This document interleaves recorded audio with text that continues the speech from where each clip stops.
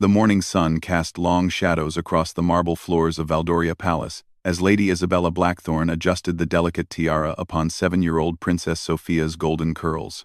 The child's bright blue eyes sparkled with excitement as she prepared for another day of royal lessons. Completely unaware that her world was about to crumble, Isabella had served as the young princess's governess for 3 years, ever since arriving at court with impeccable references and a mysterious past. What the royal family didn't know was that Isabella carried a secret that could destroy the very foundations of the Valdorian monarchy. Hidden beneath her elegant exterior and refined manners lay the daughter of the late Duke Blackthorne, a man who had been wrongfully executed for treason 15 years ago. The kingdom of Valdoria had prospered under King Marcus and Queen Elena's rule for over 2 decades. Their daughter, Princess Sophia, was beloved by the people and destined to inherit a peaceful, prosperous realm. The royal couple had built their reputation on justice and fairness, never knowing that their rise to power had been built upon a lie that destroyed an innocent family. As Isabella guided Princess Sophia through her morning routine, she couldn't help but notice how the child's laugh reminded her of her own younger brother, Edmund, who had died in exile after their father's execution. The memory strengthened her resolve. She had spent years planning her revenge, working her way into the palace's inner circle, gaining the trust of those who had destroyed her family. Queen Elena entered the nursery with her usual warm smile, completely trusting the woman who had become like family to them. Isabella curtsied gracefully, her face betraying nothing of the storm brewing within her heart. The queen praised Isabella's dedication to Sophia's education, never suspecting that her daughter's beloved governess was documenting every royal secret, every weakness, every detail that could be used to bring down the crown. The palace buzzed with preparations for the upcoming Harvest Festival, the kingdom's most important celebration. Foreign dignitaries would arrive, trade agreements would be signed, and the royal family would be at their most vulnerable. Isabella had waited 15 years for this moment, and she intended to make the most of it. That afternoon, as Princess Sophia napped, Isabella made her way to the royal library. Hidden behind dusty volumes of ancient history, she retrieved a small leather journal. Its pages contained evidence of King Marcus's father's crimes, documents that proved her father had been framed for treason he never committed. The real traitor had been the previous king's trusted advisor, Lord Reginald Ashford, who had orchestrated the entire conspiracy to seize the Blackthorne lands and fortune. What made Isabella's situation even more complex was the growing affection she felt for the family she had sworn to destroy. Princess Sophia had become like the little sister she had lost, and Queen Elena's genuine kindness had touched her heart in ways she hadn't expected. Even King Marcus, despite being the son of the man who had destroyed her family, showed himself to be an honorable ruler who truly cared for his people. The internal conflict tore at Isabella's soul. She had spent years nurturing her hatred, using it as fuel to sustain her through the darkest moments of exile and poverty. But now, living among these people, seeing their humanity, she found her resolve wavering. Was revenge worth destroying innocent lives? Was Princess Sophia, a child who had done nothing wrong, deserving of the fate Isabella had planned? As evening approached, Isabella stood on the palace balcony overlooking the kingdom's capital. The city sparkled with lights as people prepared for the festival, their lives continuing in blissful ignorance of the drama unfolding within the palace walls. She thought of her father, a good man who had dedicated his life to serving the crown, only to be betrayed by those he trusted most. The sound of footsteps interrupted her thoughts. Princess Sophia appeared at her side, having awakened from her nap, and sought out her beloved governess. The child slipped her small hand into Isabella's, looking up with complete trust and love. In that moment, Isabella realized that her carefully laid plans would not just destroy the royal family, but would also shatter this innocent child's world forever. Lord Reginald Ashford, now an elderly man but still serving as the king's chief advisor, remained blissfully unaware that his past crimes were about to be exposed. He had lived comfortably for decades on the wealth stolen from the Blackthorne family, believing his secrets were buried with the dead. Isabella watched him from across the throne room during court sessions, studying the man who had orchestrated her family's destruction. The irony was not lost on her that she now held the same position of trust that Ashford had once occupied. She had access to the royal family's most private moments, their fears, their hopes, their weaknesses. Unlike Ashford, however, Isabella found herself genuinely caring for those she had intended to betray. As the harvest festival drew closer, messages arrived from neighboring kingdoms announcing the arrival of various nobles and dignitaries. Among them was Prince Alexander of Meridia, a young man known for his intelligence and integrity. Isabella realized that his presence could complicate her plans, as he might recognize inconsistencies in the evidence she planned to present. The festival preparations also brought unexpected visitors from Isabella's past. Her childhood friend, Marcus Ravencrest, now a successful merchant, arrived with a trade delegation.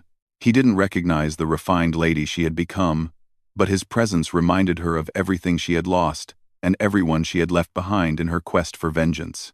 Queen Elena noticed Isabella's distraction and, in her characteristic kindness, asked if everything was well. The genuine concern in the Queen's voice almost broke Isabella's carefully maintained composure. Here was the woman whose family had benefited from her father's downfall. Yet she showed nothing but compassion and trust toward the daughter of the man she believed was a traitor. The night before the festival, Isabella sat in her chambers holding two items that represented her impossible choice. In one hand was her father's signet ring, the only precious possession she had managed to save from their family's disgrace. In the other was a small portrait that Princess Sophia had drawn of them together, labeled "My Dear Isabella" in the child's careful handwriting. Isabella had originally planned to use the festival's chaos to reveal the evidence of the royal family's corruption publicly, destroying their reputation before the assembled foreign dignitaries. The scandal would topple the monarchy and allow her to reclaim her family's honor and estates. But now, holding that innocent child's drawing, she wondered if revenge was worth the price of destroying everything good that remained in her life. The palace guards changed shifts outside her door, their footsteps echoing down the marble corridors. Tomorrow would bring the largest gathering of nobles and commoners the kingdom had seen in years. Whatever Isabella decided to do, the consequences would ripple far beyond the palace walls, affecting the lives of everyone in Valdoria.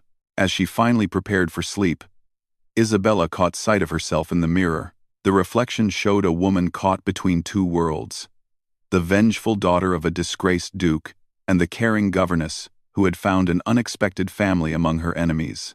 Tomorrow's dawn would force her to choose which woman she truly wanted to be. The harvest festival would begin with the sunrise, and with it, Isabella would either fulfill her long-planned revenge or find the courage to forge a different path entirely. Either way, the kingdom of Valdoria would never be the same again. The festival's evening banquet became a tense affair, as King Marcus struggled to maintain royal composure while processing the devastating revelations about his family's history. He announced that a formal investigation would be conducted into the historical claims that had been presented, giving Lord Ashford notice that his crimes would be thoroughly examined. Ashford's desperation became apparent when he approached Isabella after the banquet, having noticed her connection to the foreign dignitaries who had received the evidence. His probing questions about her background and her knowledge of historical events made it clear that he was beginning to suspect her true identity.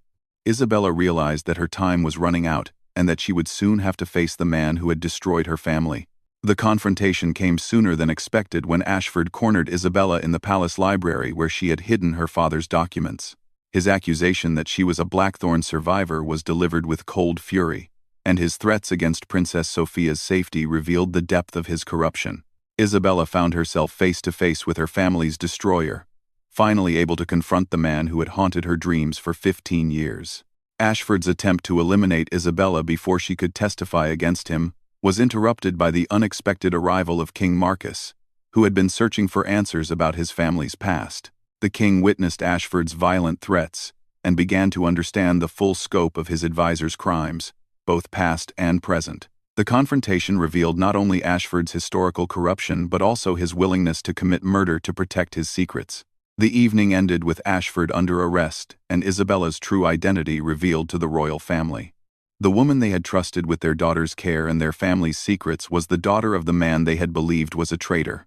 The revelation created a complex web of guilt, gratitude, and confusion as they tried to understand Isabella's motivations and her role in exposing the truth. Queen Elena's emotional breakdown upon learning Isabella's identity was heart-wrenching to witness. The queen realized that she had unknowingly benefited from the destruction of Isabella's family, while treating the survivor as one of her own. The moral complexity of the situation left everyone struggling to understand what justice would look like in such circumstances. Princess Sophia's confusion and fear, as the adults around her dealt with the revelations, highlighted the innocent victims of political corruption and revenge. Isabella's attempt to comfort the child while revealing her true identity created a touching moment that demonstrated how much their relationship had transcended its original, deceptive foundation. King Marcus found himself in the unprecedented position of needing to make amends for crimes committed by his predecessor, while protecting his own family's future.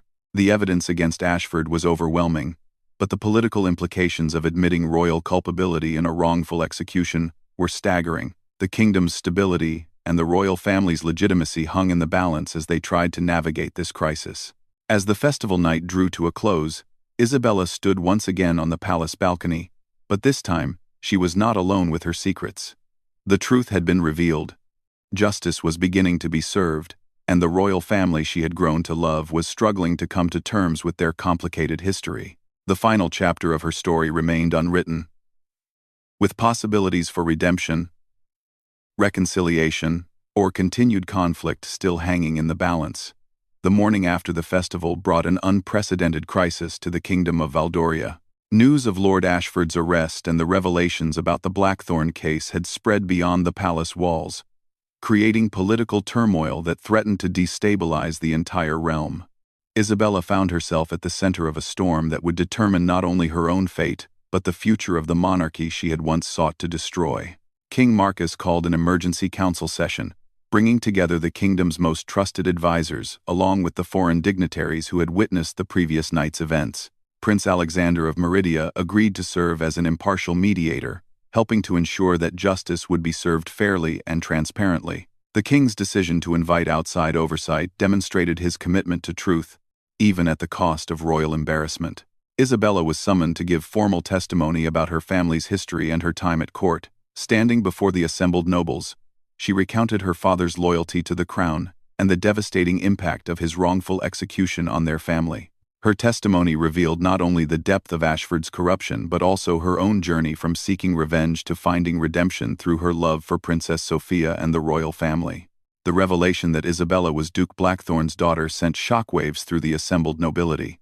Many remembered her father as an honorable man, and his execution had been controversial even at the time. The evidence she presented painted a clear picture of how Ashford had manipulated the previous king's fears and prejudices to eliminate a potential rival while enriching himself with confiscated Blackthorn assets.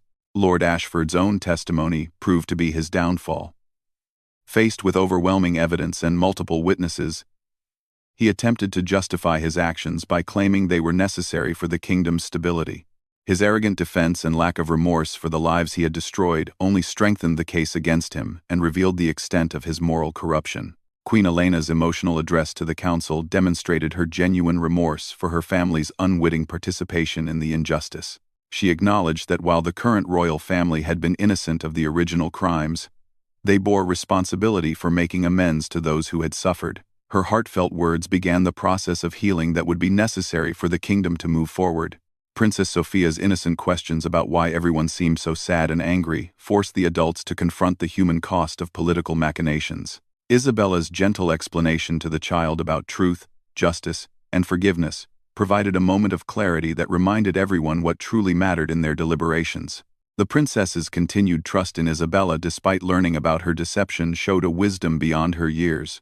The council's deliberations extended for 3 days as they worked to determine appropriate punishments for Ashford and reparations for the Blackthorn family. The complexity of addressing historical injustices while maintaining current stability required careful consideration of legal precedent, political ramifications, and moral obligations. Isabella's input was crucial in finding solutions that honored her father's memory without destroying the kingdom.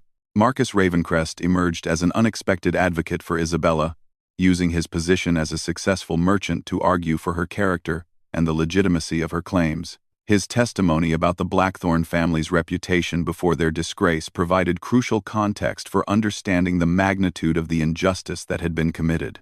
His friendship with Isabella also demonstrated that she had maintained meaningful relationships despite her quest for truth. Prince Alexander's investigation uncovered additional victims of Ashford's corruption, revealing a pattern of manipulation and theft that extended far beyond the Blackthorn case. Several other noble families had suffered under false accusations orchestrated by Ashford, creating a broader coalition of support for comprehensive justice and reform. The scope of the corruption made it clear that Ashford's removal was essential for the kingdom's moral health. The foreign dignitaries' presence ensured that the proceedings would be conducted with transparency and fairness. But it also meant that the kingdom's internal crisis was becoming an international matter. King Marcus skillfully managed the diplomatic implications while maintaining his commitment to justice, demonstrating the leadership qualities that would help Valdoria emerge stronger from this crisis. Isabella faced a crucial decision when offered the choice between exile with full royal pardons and reparations, or remaining at court to help rebuild the trust that had been damaged by years of corruption. Her choice to stay and continue serving as Princess Sophia's governess surprised many who expected her to seek revenge or demand immediate restoration of her family's status. The formal ceremony restoring the Blackthorn family's honor became a powerful moment of reconciliation for the entire kingdom. King Marcus publicly apologized for his family's role in perpetuating the injustice and declared Isabella to be a true friend of the crown. The ceremony also established new protocols for preventing future corruption and ensuring that accusations of treason would be thoroughly investigated before any actions were taken. Lord Ashford's sentencing to life imprisonment and the confiscation of all assets gained through his crimes provided tangible justice for his victims.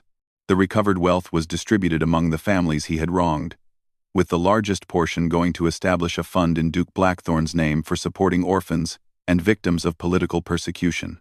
This legacy ensured that good would ultimately triumph over the evil Ashford had perpetrated. Isabella's transformation from vengeful exile to trusted royal advisor created a new model for how the kingdom would handle future conflicts. Her experience bridging the gap between different social classes and her unique understanding of both justice and forgiveness made her an invaluable resource for King Marcus as he implemented reforms to prevent future corruption. Princess Sophia's continued affection for Isabella, despite learning about her deceptive origins, demonstrated the power of genuine relationships to transcend political complications.